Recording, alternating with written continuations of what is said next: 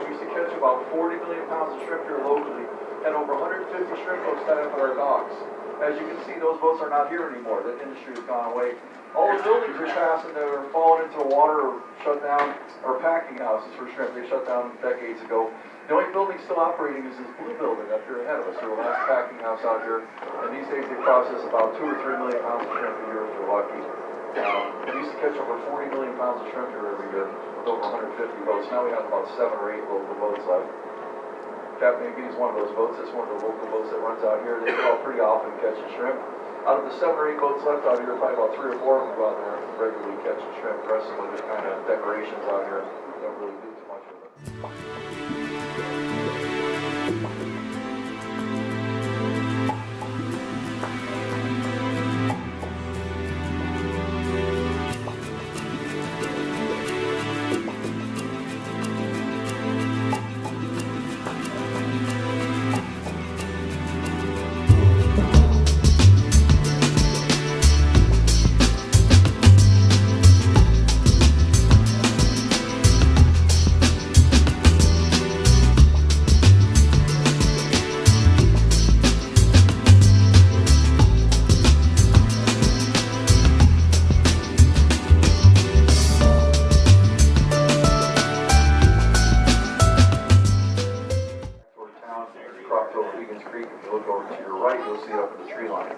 But it's about a mile down this creek.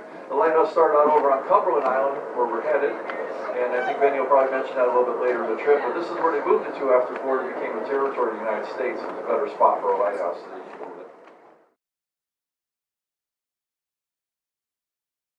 Little park, just a few hundred acres, with this nice beach access. We went to Amelia. Out here, this one's about 1,400 acres or so, 69 campsites in here, hiking and biking trails, nature areas, picnic areas, all kinds of things to do out here. You can spend a whole day out here.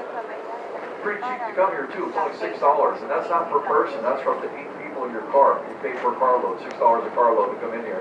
So it's a good deal. I'd bring my own food if I was coming here. Bring a picnic basket and all your stuff you want to bring for a whole day out here. Very limited things out here you can buy, and everything's expensive here on the property. Out here fishing underneath the trees here, you see a few stones on the shoreline. If we were here on a little bit lower tide, you see thousands of these little stones out here. They're called ballast stones. They help guide our ships, or this is what they were used to in ballast in the ships. Get them in here from Europe when they got here. Back in the early days, they put stones in the hold of the ship when they left. When ships would get here, they wouldn't need the stones anymore. They just dump them on the shoreline and use them for ballast. If you're leaving here, you can load those same stones on your ship and take them on your next port, and you drop them there as well. So these stones have been around the world a few times for sure. This is a beach inside of Fort Quinn State Park. Come out here in the summertime, it doesn't look much different than this. Not too many people out here use this beach usually.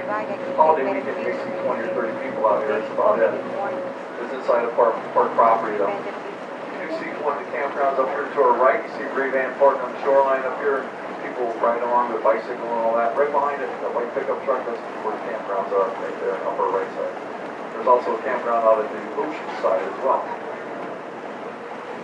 So we're starting to come out here into Cumberland Sound. Still fogged over pretty good. Cumberland Sound's pretty sizable. It's got 3 rivers coming into it. Forms Cumberland Sound, then the water goes out into the Atlantic Ocean up here ahead of us. We get some pretty big tides here. We usually average about 7 feet of tide here most days. We get 2 high tides and 2 low tides every day. So that means in 6 hours, this water will go up or down 7 feet or more. That's over 1 foot an hour of water coming in and out of here. We do get a lot of current because of that. So we get a lot of beach erosion because of the current.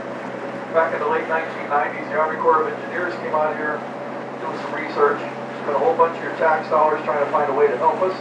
After millions of taxpayer dollars, this is what they came up with right up here ahead of us. 2 finger jetties and 6 rock piles out by Fort Quinn. It's called a T-jetty system. They set these rocks in place, came back a few years later to check on it, and found out that they increased our beach erosion by 30% by putting the rocks in.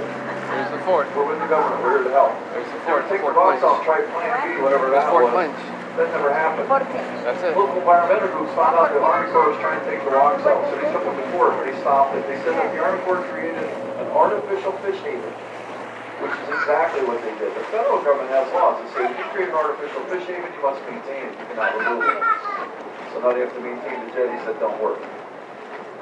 don't feel too bad about it, guys. This is a great little fishing hole right here. This is also one of John's spots. So, appreciate y'all's help with that. Up here ahead of us, we're Clinch put here back in 1847. It's put here to protect the inlet because of all the shipping traffic. Never been completed. It was about 160 miles or so across the state on our railroad tracks that go downtown Fernandina and go over to Cedar Key.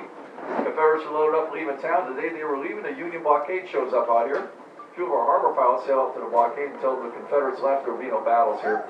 So the Union sails in here, takes over this empty fort, and sends a few gunships out to see the evacuation. They catch the last train leaving town. One of the warships called Ottawa fires at the train, hits the last train car, and killed 2 teenage boys and wounded David Yulee. Now, Yulee was our first day senator. He was the railroad guy that put this place in the first place. The idea was trying to help us put us on the map as a big coastal port city. And you figure with all the ships coming in here, you can take cargo from here in about 12 hours by rail and save those guys 35 days of traveling around the south end of Florida, especially during hurricane season. It gets everybody home.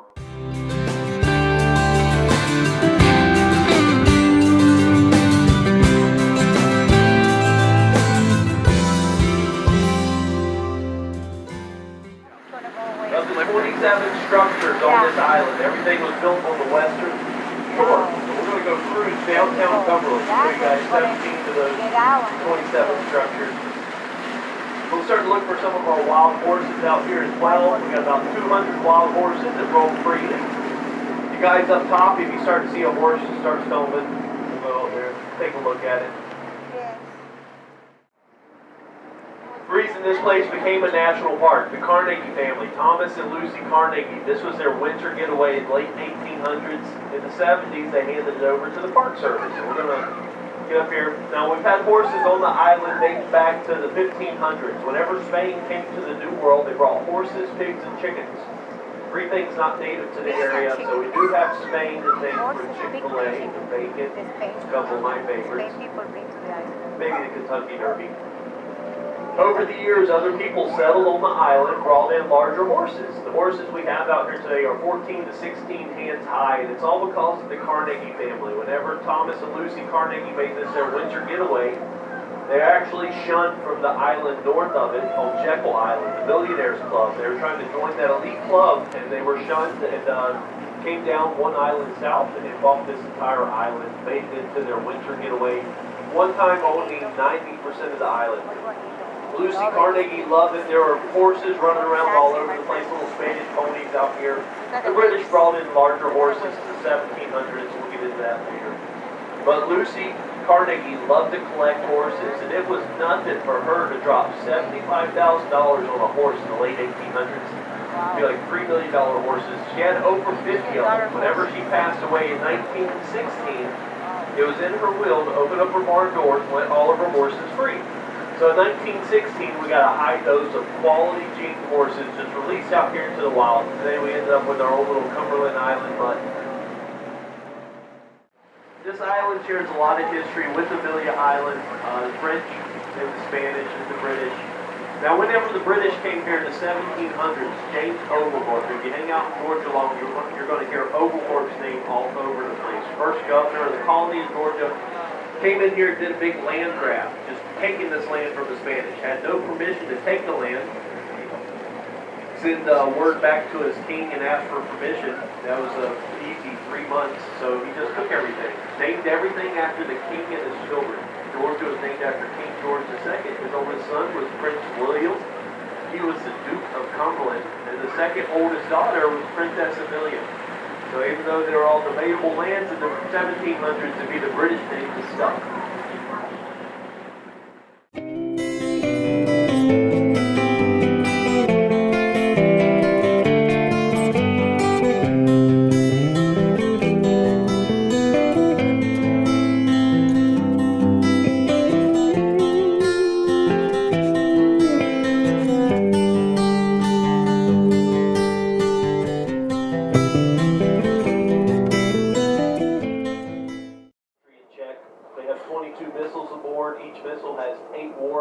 Each warhead has more firepower than everything used by all countries combined in World War II.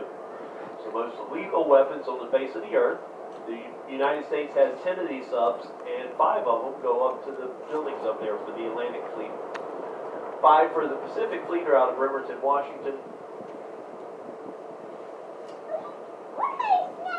When the subs are on the surface, they still draw 36 feet, so they like to maintain that channel out here a minimum of 50 feet. And that's what Captain Bob was telling you about, that beach replenishment that they do every year. They're going to come out here and they knock down any high spots in the channel, try to keep it nice and deep for the subs to come and go up to the base.